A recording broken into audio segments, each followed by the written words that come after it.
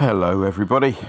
Next up we play host to Tottenham Hotspur, it says here, at home. Kick-off on Sunday is 2 p.m.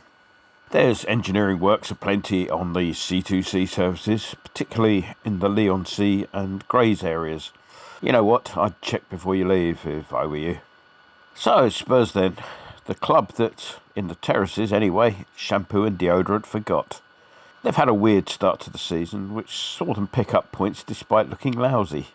Their season started with 3 rather unconvincing wins at home to Man City and Wolves and away at Watford. Somewhere at this point, they spent their statutory 1 week at the top of the league, which had their supporters crowing over how they were going to win the damn thing, while supporters of the other 19 clubs variously yawned, laughed, or in the case of Burnley, simply looked confused. September saw some sense of normality restored, with defeats away at Palace and Arsenal, and at home to Chelsea, in a spell that saw them score just the 1 and concede 9. This had their supporters trussed up in arms, demanding a powwow with Levy to establish what was going to be done to restore the Spurs way of life. A demand that was initially refused, presumably on the grounds that the September results had already achieved that stated aim. They did return to winning ways with wins against Villa and Newcastle, the latter proving that all the money in the world is of no use to a football club if it arrives after the window has closed. In midweek they played in the Thursday night Isthmian League against Vitesse, the 6th best team in the Netherlands, a match that Spurs' second-string players contrived to lose 1-0.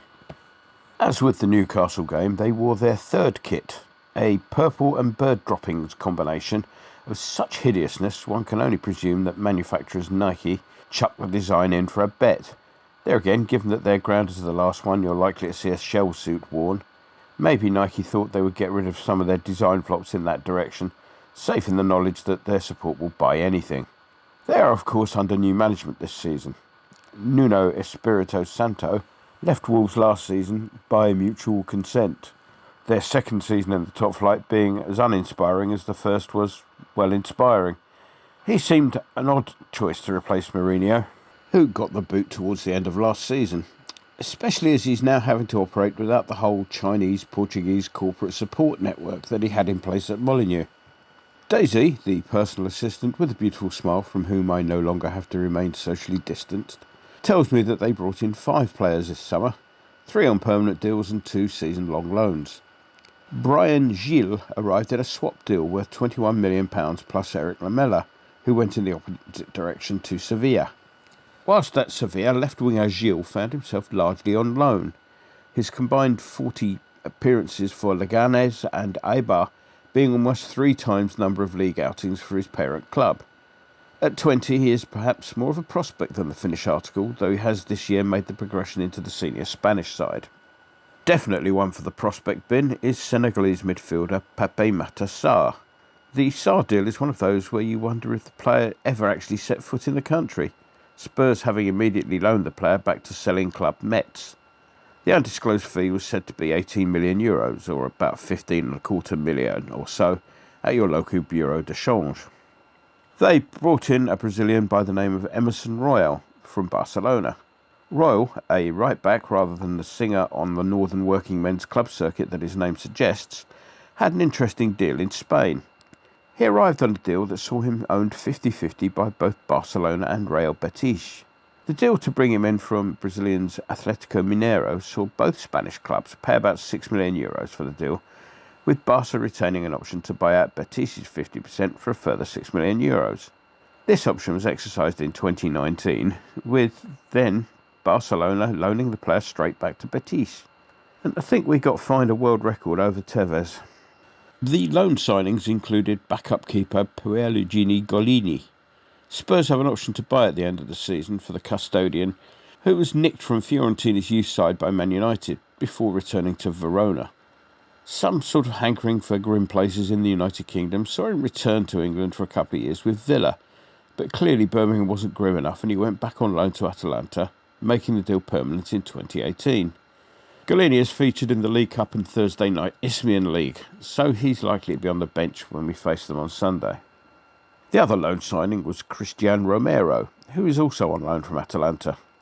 Clearly Atalanta had a loan one get one free deal on this summer. His arrival was also a bit odd. He was himself on loan at Atalanta last season, gaining the Best Serie A Defender award. Atalanta had an option to buy from Juventus, which they exercised, and immediately sent the Argentinian out on loan to Tottenham, who, oddly, also have an option to buy. Ka-ching! And so let's move on, shall we, to the wild and wacky world of association football. The Saudi revolution on Tyneside continues apace. Steve Bruce left the club after 30 days of Middle Eastern rule.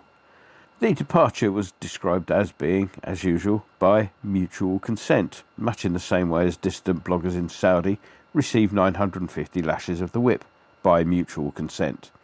Bruce's farewell speech sounded for all the world as if it had been pre-approved by the censors, although clearly there was one tongue-in-cheek gag that went over their heads. Bruce took great pains to mention the highs and lows he and the club had been through since his arrival in 2019, though most Geordies will be scratching their heads trying to remember the highs. Unless, of course, Bruce was thinking of the £8 million compensation payment he was rumoured to be receiving. The oddest headline of the week came courtesy of the BBC, who inform us that Paul Pogba has designed a vegan, gender-neutral football boot. I suspect that the next person he stamps in the groin will no doubt be grateful for the fact that the studs were attached to an ethically sourced upper, worn by a player who, let us not forget, was amongst those who took a plane from Manchester to Leicester the other week. A journey so short there was barely time to break out the scratch cards, let alone start reading the interesting article in the In-Flight magazine about Uzbekistani sparkling wines and how they are unfairly overlooked by the connoisseurs. Let's move on to us. Thursday night then. Well, in the end it turned out to be a professional enough performance, but it took us a while. Part of that is, of course, a consequence of sticking out a starting 11 that has limited preparation time and doesn't play regularly together. Bowen, for example, was often looking for layoffs to where Antonio might have been, only to find that Antonio had a night off. Thankfully, we seem to have rediscovered that knack of scoring from set pieces that seemed to have eluded us from the early part of this season. I believe we scored a lot from set pieces last season. You'd think the TV commentators might mention that once in a while. I have heard a few say that we got a bit lucky with the offside decision, with some suggesting that it might actually have been on. However, having seen it again just now, for the first time since getting back to the rest home for the bewildered, it's definitely offside. The key is to look at the mowing line of the pitch. The Genk forward is one side of it, Dawson, who might have been playing him on, is the other. I'm still not all that sure about Areola, I'm afraid. He seemed slow off his line dealing with that one-on-one from a ball over the top, getting a little bit lucky with a bounce. Then, as if to make up with being late earlier on, he decided to be really early for the next cross, allowing Onachua to get a header in which, thankfully, went harmlessly wide. I'm sure under it all there's a decent keeper there somewhere. You don't see the defenders looking worriedly at each other like they did when Roberto first ran onto the pitch when replacing Fabianski down at Bournemouth a couple of years ago, which was the first inkling we had that something might be wrong. However, it appears to me he might be trying too hard to make an impression. With an option to buy on the table, he may feel the need to make that sort of impression. However, at present I feel happier with Fabianski out there. I think overall Mr. Moyes got it spot on in his post-match comments when he mentioned not getting carried away. You can't ask for more than 3 wins without conceding, and I suppose you can only beat what's put in front of you. However, I have to say that the quality amongst the rest of our group has not been inspiring, and it does say something about the standard of other European leagues, outside the likes of us, Spain and Italy, perhaps. When you consider that Genk finished the season level on points with the eventual champions Bruges last season, it says a hell of a lot. Sterner challenges are to come on Thursday nights. Remember, there's teams such as Napoli and PSV Eindhoven still in the competition. Galatasaray would be a difficult place in any circumstances, whilst to look at the so-called Champions League shows that clubs like Barcelona and Inter are amongst those sitting in the parachute places at the moment. So, yes, let's celebrate and enjoy the progress so far, but let's keep one eye on perspective, please. On the injury front, Soufal is rated as no better than 50-50 for this one. Apparently, the kick to the groin he got up at Manchester United, retrospection action, please? Nah, thought not. Required an injection in a very sensitive area. Ouch. Alex Crowell is also out, having picked up COVID despite having been vaccinated. A timely reminder, perhaps, that there's still some way to go with that particular illness. As Phil Esterhouse used to say, let's be careful out there. So to the prediction then. Well, they've been picking up points of late, but that needs to be considered in connection with those who they've actually played. Let's look at it. Villa and Newcastle. They'll be less of a test than we will be. Against that, there's the usual raising their game against their betters thing to consider. Now, that did them no good against Arsenal, Chelsea and Palace. I think it'd be tight for that reason, but on the whole, I think we'll prevail. For that reason, the £2.50 that would have gone on a non-vegan, gender-unimportant bacon sandwich will instead go on a home win. Mr. Winston, if you could place the requisite part of my midweek winnings on a 2-1 scoreline, that would be splendid. Enjoy the game. Yes. Big knees up Mother Brown, man. Yeah. Yeah, I'm regularly on the general discussion page. There's always someone who's got some information, so I love it. Yeah. It's great. Yes, it's excitement surrounded by imminent disappointment. That's what it mostly is. Get on the forum at kumb.com. Come on, you irons.